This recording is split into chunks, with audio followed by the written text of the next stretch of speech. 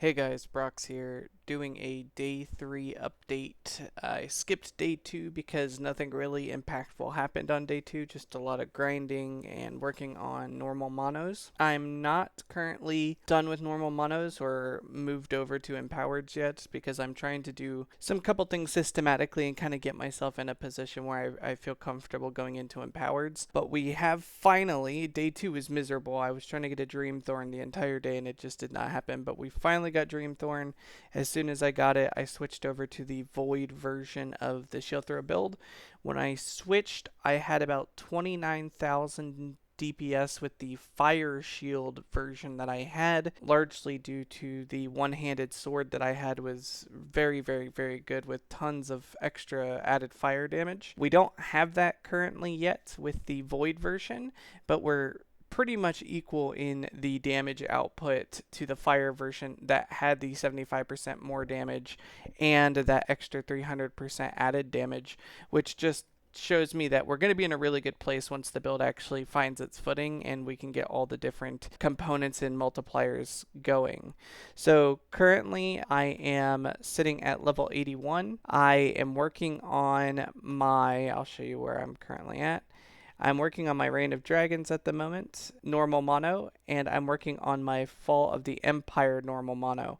I'll explain kind of why I'm doing this. A lot of it is to just get decent blessings heading into empowereds, because I'm going to be grinding very quick through Corruption 100 to get back to Reign of Dragons to get the plus 20 all res, and I'm probably going to sit there and farm Reign of Dragons for a very long time trying to get that plus 20 all res so that I can offset Rygar's Fury's negative 20% resistance loss. But I'm also going to farm for quite a while in normal to get the plus 12 all res version of that blessing before we head into an empowered, because I actually want to get Rygar's Fury online before going to empowered. I want that extra 100% multiplier on our damage before we head into Corruption 100. So I'm going to be spending a lot of time in Reign of Dragons. I'm not going to rush to do the Last Rune or Winter or Fire monoliths until I have that extra 12% so I can actually start running Rygar's Fury when I head into these 3 monos. So I'm going to spend a lot of time here.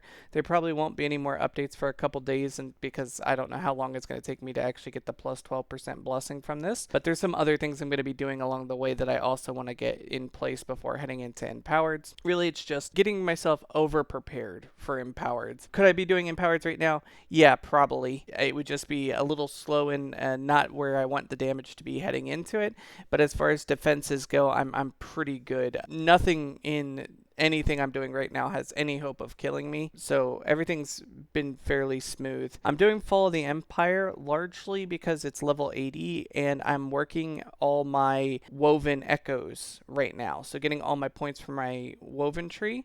And just to show you what that, or my weaver tree, just to show you what's going on there, is I'm getting all the points for the loot lizards, and I want to fill these all out. So I want to get 2 here, 3 here, and 3 here, because this just dumps tons of gear. These passives right here for the loot lizards plus this extra bonus loot lizard passive up here just generates an unbelievable amount of gear and uniques and exalteds. So I'm working on getting all the points for all these different nodes.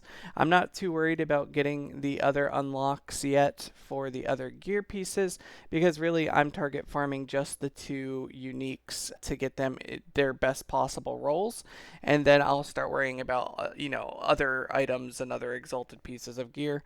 I'm really comfortable with just having these 2 and then focusing on the loot lizards, just because of the amount of different gear drops that these loot lizards can provide. And I'm also going to pick up the Hoarding Reptiles loot lizard node here as well. So that's going to be the next one. I'm going to grab a point here, and then I'm going to work on trying to fill these out. So just getting them all capped out, getting this one capped out, and then going from there. I don't really think I need the experience capped out because we're moving pretty quickly right now. So that's what I'm doing with my weaver tree. When we look at my current gear situation, so we have a just baseline Dreamthorn. I actually have multiple of these now. I'm going to be feeding them into the Nemesis egg to try to get crit or to get LP. So if I can get a 2 LP version, then we will slam crit and then hope for crit multi. Or if I can get the Nemesis to actually roll the crit on there, that would be even sweeter because then I can just, can move on without having to worry about doing Julra and all that other extra stuff. Even though I think this only requires a tier 1 Julra because it's only a level 15 sword. So that will obviously be a little bit easier as well. I'm also working on getting a better shield, largely because of the block chance on this rolled really low for the passive, or I'm for the affix portion. So instead of giving the full 15, we only got 11. I want to get one that has a full 15, and I need the extra shield throw point as well. So I need a better shield with a +3 and 15%. And then obviously, if we can get one with 115 damage reflected to attackers, that's more damage for us as well. So all of that really matters. I just want to get a better version of the shield. I also want to get one with 1 LP so that I can slam block chance on there. And I want to do all of that before going into empowereds because I'm very close to the 100% block chance with a 1 LP Stygian's Reprisal. I have a shield currently that gives me, I'll show you, that provides me plus 18%, but I have forging potential to actually roll this a couple times to see if I can get it to 20%, so it'll give me plus 20%, and then with the extra 4 that I could get that I'm missing here, that would give me 24%, and it would put me at pretty much 99%. I'd be 99% block chance. All I would do at that point is roll or get a ring that has, where is it? That has the +2 block chance and try to get a T5 version of that, and then boom, we're at 100% block chance, and then I gain a massive amount of defense heading into the empowered monos. So that's what I'm going to be working on. Again, in normal monos, I'm going to finish out my Weaver tree for the loot lizards so I can get that pumping a lot of gear.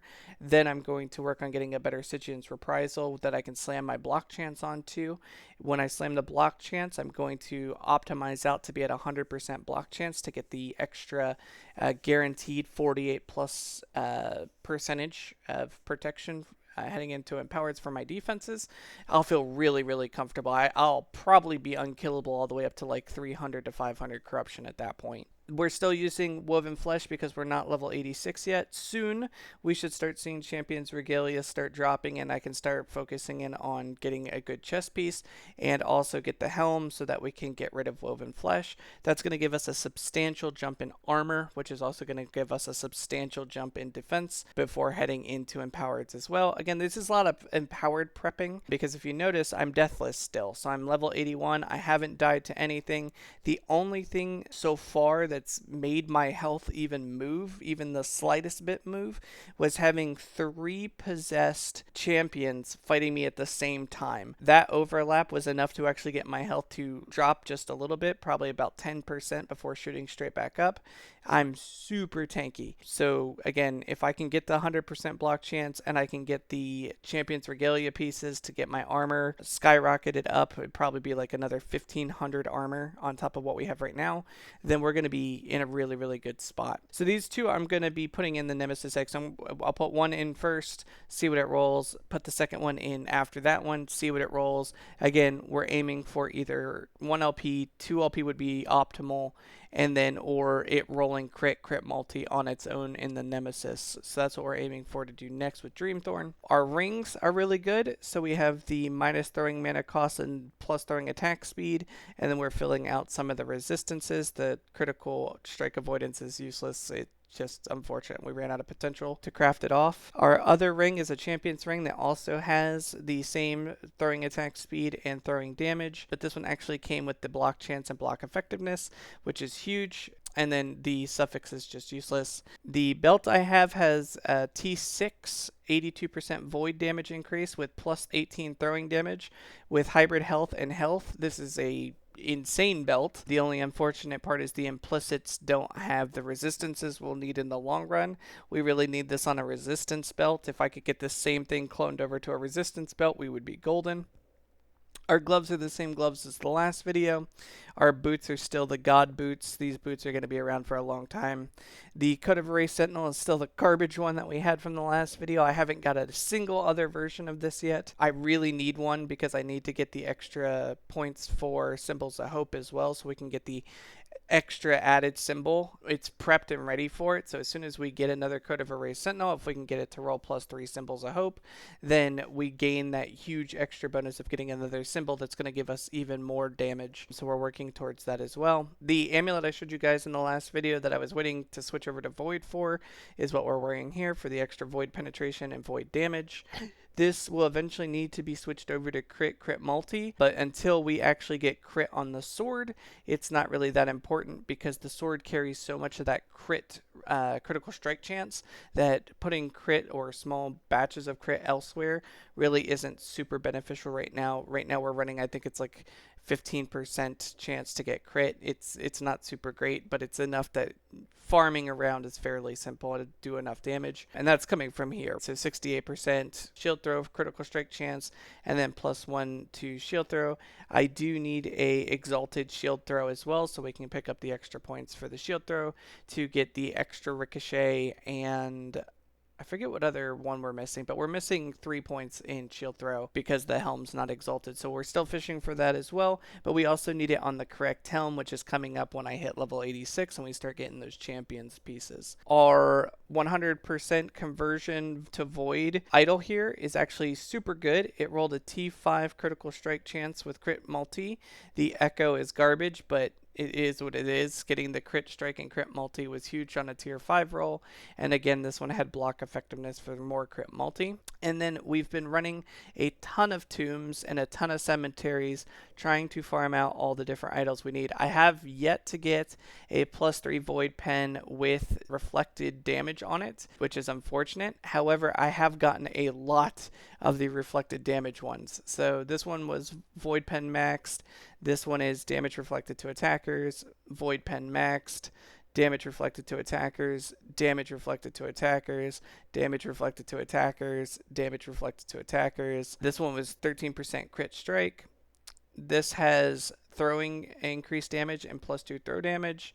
This one has 20% void damage with 6% armor and 3% armor mitigation to damage over time, because we just haven't had enough of these drop yet to fill out these holes. As soon as we do, we'll start taking this out, remove that damage, replace it with flat damage, +5% void penetration, and then another damage reflected to attackers. So when we look at our damage reflected to attackers, we are currently sitting at 1,189 or 1,200, which is 120 flat damage on our shield throw, which is really, really, really good, but it could be a whole lot higher, which we're still working on. We're sitting at 64% throwing attack speed. This is about 30% short from where it needs to be, and that is largely coming from these not being T7 rolls. So if this was a T7 roll, this was a T7 roll, and this was a T7 roll, we'd be in a better spot for our attack speed, but right now we're sitting at 64%,